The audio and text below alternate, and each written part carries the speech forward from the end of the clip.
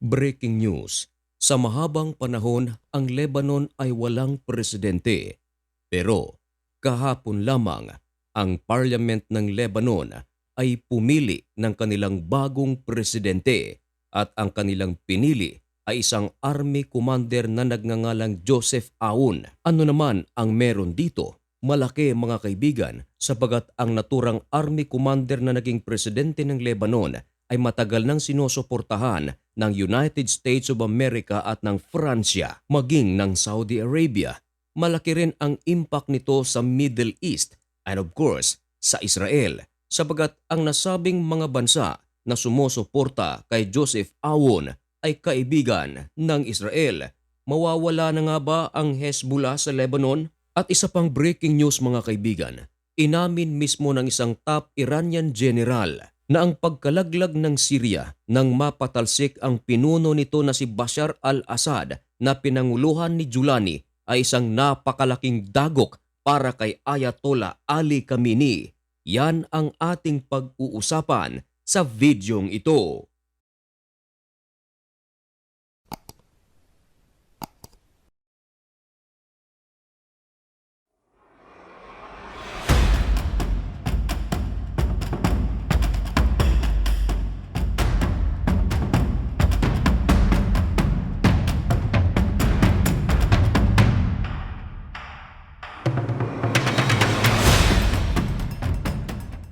Ngayon ay January 10, 2025.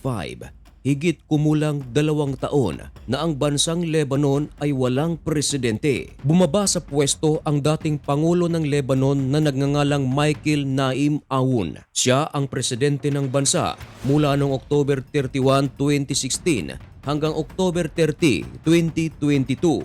Siya ay isang former general at ika-13 presidente ng Lebanon. Sa kasagsagan ng giyera sa pagitan ng Israel at Hezbollah sa Lebanon, wala itong presidente.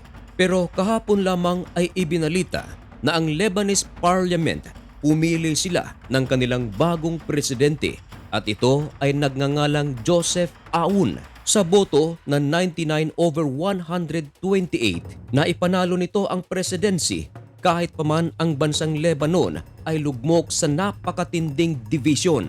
Hindi kasi nagkakaisa ang parliament. Can you imagine? 2022 pa nang mag-attempt ang parliament na pumili ng kanilang bagong presidente. Pero umabot na sa 2025. Ngayon pa lamang nagkaroon ng bagong presidente. Nag-congratulate pa si Benjamin Netanyahu kay Joseph Aoun bilang Pangulo ng Lebanese Republic. Ano namang meron sa pagiging Pangulo ni Joseph Aoun sa Lebanon? Malaki mga kaibigan, sapagkat itong si Joseph Aoun ay matagal nang sinusuportahan ng United States of America, ng Saudi Arabia at ng Pransya. At ang nasabing mga bansa mga kaibigan ay malapit din na kaibigan ng Israel. Maraming mga analyst ang nagsasabi na marahil ito na ang magiging katapusan ng Hezbollah sa kanilang bansa. Lalong-lalo na sinasabi ng mga analyst na ang Hezbollah ay humina na mula nang magkadigmaan ang Israel at Hezbollah mula noong 2023 hanggang sa taong 2024. Marami na sa mga top commanders nito ang wala na.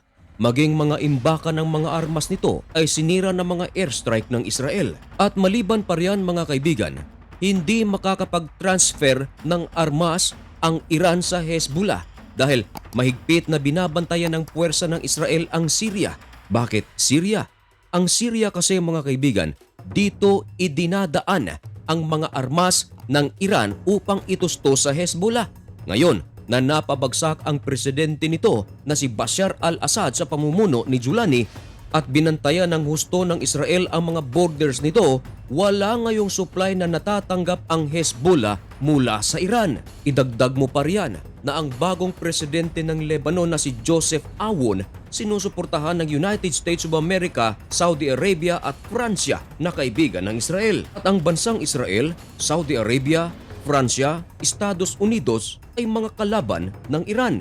Ngayon, kung magiging kaibigan ng husto ng United States of America ang presidente ng Lebanon, natural, hindi pahihintulutan ng United States of America na magamit ang Lebanon para sa puwersa ng Iran. Ngayon, kung puwersa ng Iran at mga galamay nito ang pag-uusapan, wala raw duda na ito ay pahinang-pahina na sapagkat sa Syria ay hindi na rin magkakaroon ng power ang Iran dahil ang bagong pinuno nito na si Giuliani ay ayaw din naman ang Iran at nais pa nitong makipagtulungan sa Israel at sa United States of America. At ang mga militanteng grupo na tinatawag na Kataib Hezbollah sa Syria ay pinatalsik na ng Syrian rebels. Samantalang ang Hamas, merong ang pagkakataon na nakakatira pa sila sa Israel pero walang duda na ito ay kontrolado ng IDF. At ngayon, itong Hezbollah, hindi na nga nakakatanggap ng armas o suporta mula sa Iran, tila nangangamba pang mawala sa Lebanon. Marami ang mga nagsasabi, hindi raw mapapatalsik ang Hezbollah mula sa Lebanon. Katulad daw ng Houthis ng Yemen. Kahit na ayaw ng presidente ng Yemen sa Houthis, hindi pa rin napapaalis ng gobyerno ng Yemen ang Houthis. Katunayan, marami pang lugar sa Yemen ang hawak ng mga militanteng grupo. Kasama na ang capital city nito na Sanaa. Pero ayon sa mga eksperto, depende yan sa kung gaano kalawak ang hawak ng militanteng grupo sa isang bansa. Ang Houthis kasi ng Yemen, malaking parte ng Yemen ang hawak na ng Houthis.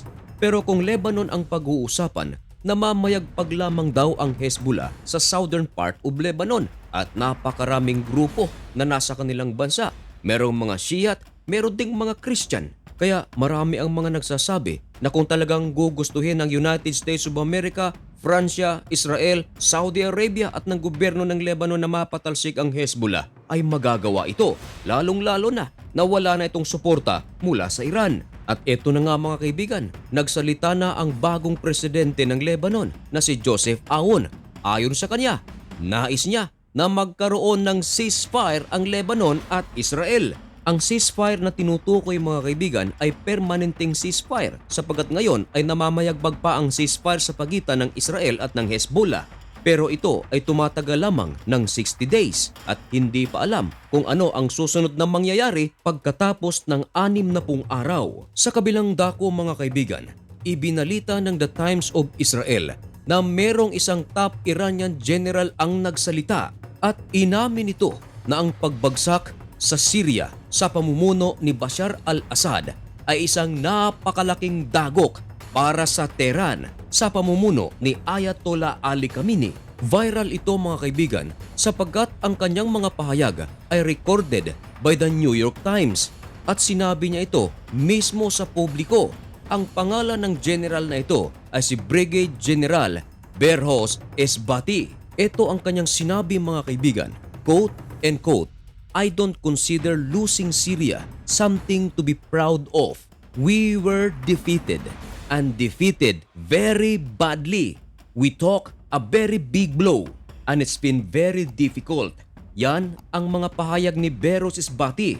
Ipinaliwanag din ni Esbati mga kaibigan na bago pa raw mapatalsik ang presidente ng Syria na si Bashar al-Assad, dati na raw nagkakalamat ang relasyon ng Syria at ang pamunuan ng Tehran. Marami ang mga nagsasabi na tumpak ang sinasabi ni Esbati dahil kung tutuusin, ayon sa mga balita, merong mga pagawaan ng missiles ang Iran na nakalagay sa Syria.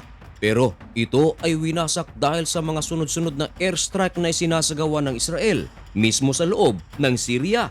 At meron ding mga puwersa ng Iran na noon ay namamayagpag pa. Pero napatalsik ito nang sumugod ang Syrian rebels sa pamumuno ni Giuliani. Kaya maituturing na ito ay isang napakalaking pagkatalo sa part ng Iran dahil mawawalan sila ng kontrol sa Syria. At ito na nga ang nangyayari ngayon. Ano kaya ang susunod na mangyayari sa Middle East? Ngayon na ang Syria ay wala ng kontrol ang Iran at ang Gaza tila kontrolado ito ng Israel. Samantalang ang Lebanon ngayon, ito ay pinamumunuan na ng alyado ng United States of America. Ano kaya ang mga susunod na kaganapan? Aabangan natin yan mga kaibigan, dito lang sa Usapang Banal. Kaya para maging updated ka sa ating mga future uploads, isubscribe mo na rin ang napakaliit na channel natin na ito. At hanggang dito na lamang muna ang videong ito. May God bless you and thank you so much for watching. Goodbye.